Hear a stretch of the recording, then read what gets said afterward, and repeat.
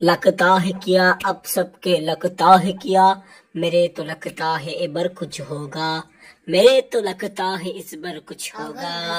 Hello everyone, আশা করি আপনাদের এই ছড়াটা খুবই ভালো লাগলো।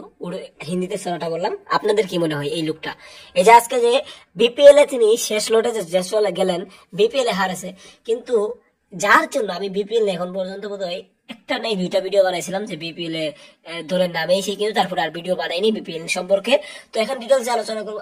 এত কিছু দেওয়ার পরেও এই দলটা সাকিব ভাইকে হতাশ করলো, একদম হতাশ করলো, কিচ্ছু করতে পারলো না। তো সাকিব খান খুশি এখন, মানে তিনি হয়তো আগামীতে ভালো করবেন, কিন্তু এই দলের একটু লজ্জাবোধ থাকা দরকার, তারা যে এরকম করলো। এবার আসি মূল কথায়, এই লুক, এই যে লুকটা আপনারা দেখছেন, এটা মানে কালকে এক লুক ছিল যে বরবাদের লুক, দারিদ্রী ছিল, এখন কি এটা চান্দবের লুক নাকি?